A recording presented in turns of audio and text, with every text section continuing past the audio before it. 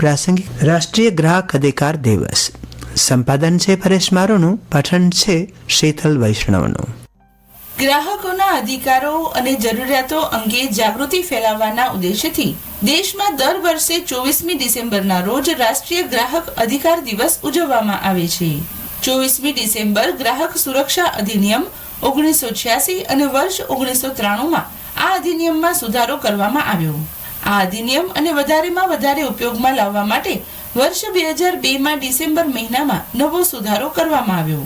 ત્યારબાદ ગ્રાહક સંરક્ષણ કાયદો 15મી માર્ચ 2003 થી લાગુ કરવામાં આવ્યો. ત્યારબાદ 5મી માર્ચ 2004ના રોજ તેને સંપૂર્ણપણે સૂચિત કરવામાં આવ્યું હતું. વર્ષ 2000માં રાષ્ટ્રીય ગ્રાહક દિવસ પ્રથમવાર મનાવવામાં આવ્યો હતો. દર વર્ષે 24મી ડિસેમ્બરે ગ્રાહકોને તેમના અધિકારો વિશે વિગતવાર સમજાવવામાં આવે છે. આ સાથે આ દિવસે વિવિધ જગ્યાએ સેમિનાર યોજીને ગ્રાહક અધિકાર દિવસ તરીકે મનાવવામાં આવે છે. ઈ કોમર્સ ગ્રાહકો માટે ખરીદીના સૌથી પસંદગીના માધ્યમ તરીકે સતત ઉભરી આવ્યું છે. આ સાથે જ નેશનલ કન્ઝ્યુમર હેલ્પલાઇન પર ગ્રાહકો દ્વારા નોંધવામાં આવેલી ઈ કોમર્સ ફરિયાદોની સંખ્યામાં પણ વધારો થયો છે.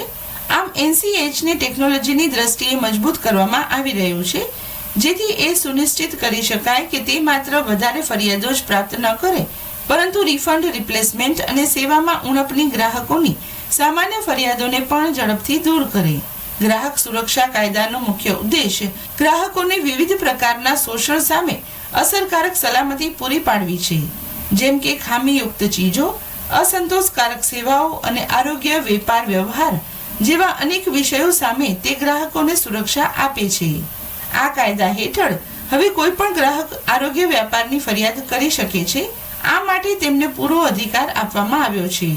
ગ્રાહક સુરક્ષા કાયદા હેઠળ ગ્રાહકોને માહિતીનો અધિકાર, પસંદગીનો અધિકાર, સુનાવણીનો અધિકાર, નિવારણનો અધિકાર અને શિક્ષાનો અધિકાર આપવામાં આવ્યો છે. આ અધિકારોનો ઉપયોગ કરીને હવે ગ્રાહકો કોઈ પણ સમસ્યાનું સમાધાન જાણી શકે છે.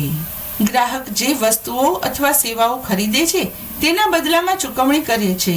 જાગૃત નાગરિક કે ગ્રાહકે કોઈ પણ ઉત્પાદન ખરીદતી વખતે જરૂરથી ધ્યાનમાં રાખવું જોઈએ કે આઈએસઆઈ માર્કો ચકાસીને જ વસ્તુ ખરીદવી જોઈએ તથા ચોક્કસ જથ્થો છે કે નહીં તે ચકાસવો જોઈએ કે જેની કિંમત તમે ચૂકવી રહ્યા છો. વિશ્વસનીયતાની ખાતરી માટે ખાસ ઉત્પાદન તારીખ અને ઉત્પાદકનું સરનામું વગેરે પણ ચેક કરવું જોઈએ. ગ્રાહકને વસ્તુ કે સેવાથી અસંતોષ હોય તો ફરિયાદ કરવા માટે વિવિધ જોગવાઈઓ કરવામાં આવી છે. ગ્રાહકોના પડતર કેસોના નિવારણ માટે ખાસ ઝુંબેશના ભાગરૂપે ગ્રાહક બાબતોના મંત્રાલય દ્વારા લોક અદાલત પણ આયોજન કરાય છે. માલ અથવા સેવા કિંમત 10 કરોડ રૂપિયાથી વધુ હોય તો તેની ફરિયાદ રાષ્ટ્રીય ગ્રાહક વિવાદ નિવારણ કમિશનને કરી શકાય છે. જ્યારે કિંમત 1 કરોડથી 10 કરોડની વચ્ચે હોય ત્યારે રાજ્ય અને 1 કરોડ રૂપિયા સુધીની કિંમત હોય તો જિલ્લા કક્ષાએ ગ્રાહક વિવાદ નિવારણ કમિશન ફરિયાદો સાંભળે છે. ગ્રાહક તરીકે આપણી પણ ફરજ છે દરેક ચીજવસ્તુઓ ખરીદતી વખતે હંમેશા પાકું બિલ લેવાનો આગ્રહ રાખવો જોઈએ તથા પોતાના વર્તમાન વ્યવહાર દ્વારા પોતે એક સજ્જન પ્રામાણિક વ્યક્તિ છે તેની વિક્રેતાઓને ઉત્પાદકોને ખાતરી કરાવવી જોઈએ. જો કોઈ ગ્રાહકને કોઈ પણ ઉત્પાદન અથવા સેવાને કારણે નુકસાન થયું હોય તેથી આવી સ્થિતિમાં માત્ર રિફંડ જ નહીં પરંતુ વળતરનો પણ અધિકાર છે.